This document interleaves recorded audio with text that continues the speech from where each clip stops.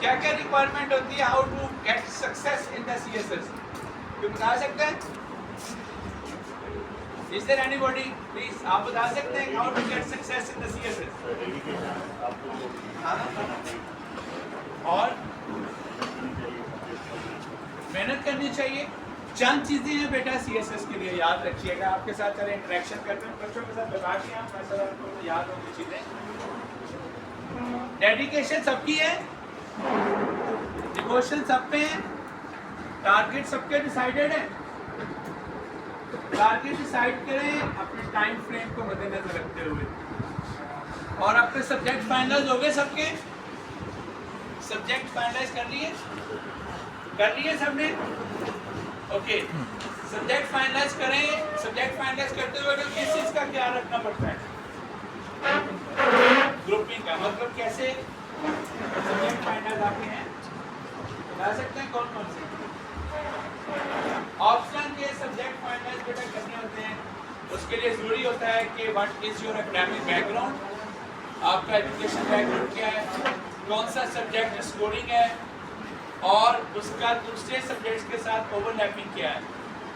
इन चीज़ों का मद्देनजर रखते हुए आप अपने सब्जेक्ट्स को फाइनलाइज करें।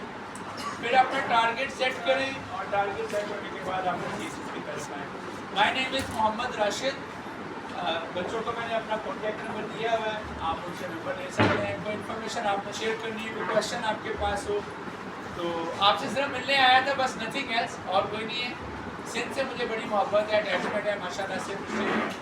2007 से 2010 तक I spend 4 year in Karachi as an assistant director ministry of health.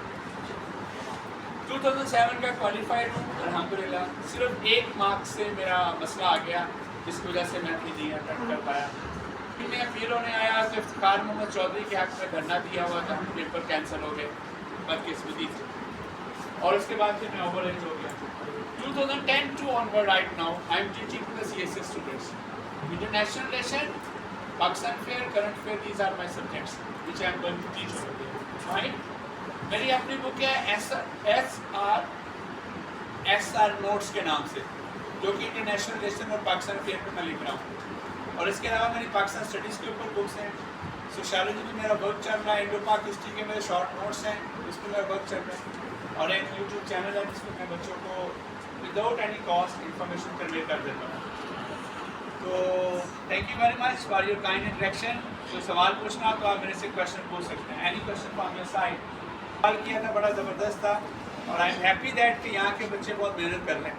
इस साल भी जो फर्स्ट पोजीशन होल्डर में CSS में लाड़काना का बच्चा है, राउंड ऑफ क्लास। मकसद ये था कि मेरे रिलेटिव थे, मैं लाइब्रेरी में जो मोहब्बत है, द लाइब्रेरी लवर। 2002 से लेकर आज तक मुझे सबसे अच्छी जो जगह लगती है दैट इज लाइब्रेरी, और इससे मुझे बड़ी मोहब्बत। न्यूज़पेपर पढ़ते हैं डेली, उसकी हॉबी बनाएं। उसका जो न्यूज़पेपर के अंदर जो कॉलम होता है ना, उस कॉलम के प्रेसी लिखा करें, कॉलम की प्रेसी। कॉलम को पढ़ के उसके पूरे कॉलम की प्रेसी लिखें, और कॉलम के अंदर जो पैराग्राफिंग है उस पैराग्राफ के अंदर आइडियाज़ की आउटलाइन बनाया करें, ताकि आपको पता चला कि क्वालिटी की स्टडी क्या होती है। क्वांटिटी की स्टडी ना करें, बल्कि क्या करें, क्वालिटी की स्टडी करें। जो आप पढ़ रहे हो वो पता हो कि आपने क्या पढ़ा है, और पढ़ के दूसरों को सिखाया करें। कोई नारायण सा मेरे जैसा बंदा ढूंढ लिया, उसको पढ़ाना शुरू कर दिया। हम लोग 22 स्टूडेंट से CSS की तैयारी कर रहे थे हॉल में, 22, और वो सारे हम लोग मिलके नोट्स बनाते थे, टॉपिक डिवाइड किए हुए थे सब कि तुम इस टॉपिक पे आज काम करके आओ, तुम इस पे, तुम इस पे, तुम इस पे। फिर वो 22 बच्चे 22 फोटोकॉपियाँ करवा के लाते थे, और जिसने टॉपिक तैयार किया होता था वो इस तरह खड़े होकर सबको समझाता था। उससे क्या हुआ, उसका टॉपिक भी चोर हो गया, बाकियों का फ़ायदा हो गया, और इस तरह वो बने बनाए नोट। फिर वो 22 बच्चे उससे क्वेश्चन करते थे, और इस तरह वो नोट्स एक मिच्योर फॉर्म में बुक बन जाती थी। मेरे पास आज भी वो पड़े हुए हैं। तो गॉड ब्लेस यू ऑल बेटा, मेहनत करें, टारगेट सेट करें, और अपना मकसद अचीव करने के लिए जितनी कोशिश कर सकते हैं उतनी करें। एक चीज़ है बेटा, एक चीज़ है लास्ट, क्या CSS सिर्फ पढ़ने लिखने का नाम है या कुछ और भी है? मैंने जितने भी बच्चों को आज तक पढ़ाया है ना, वो बेस्ट स्पोर्ट्समैन थे और best university college school topper भी थे। आप लोग हैरान होंगे वो बेस्ट स्पोर्ट्समैन भी थे और टॉपर भी, यूनिवर्सिटी के गोल्ड मेडल भी कैसे हो जाते हैं। तो अपने आप को फिजिकली फिट भी रखें, मेंटली भी रखें, गेम भी करें।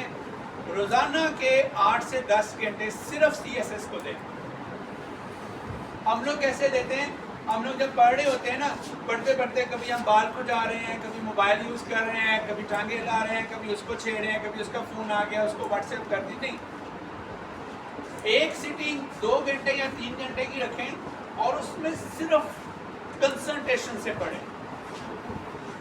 उसमें ना आपका मोबाइल हो, ना आपका कोई दोस्त हो, ना आपको छेड़छाड़ हो, ना बालों की बुझाई हो, ना थकावट हो। आधे घंटे का ब्रेक ले लें, उस ब्रेक में खेलें कूदें, गपशप लगाएं, आए जाएं, फिर 2-3 घंटे की सिटिंग ले लें। 8 to 10 hours are sufficient for those students who are going to appear in the CSS examination. ठीक है जी, सही है। आपसे सिर्फ मिलना था बेटा, nothing else, it's not a lecture. Fine, बहुत अच्छा लगा आपसे इंटरेक्शन करके। कोई सवाल पूछना चाहिए? सबसे पहले आपको सब्जेक्ट पढ़नी चाहिए या पढ़ना चाहिए? बहुत अच्छा सवाल जिस तरह आपने किया था, ये भी उस सवाल का हिस्सा ही है। बेटे ने पूछा कि सबसे पहले ऑप्शनल सब्जेक्ट पढ़ें या कंपल्सरी पढ़ें। It depend upon your interest.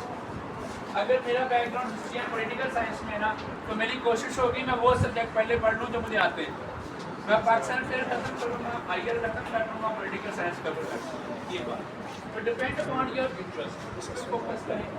और दूसरा आप फोकस करें कि आपने टारगेट कौन कौन से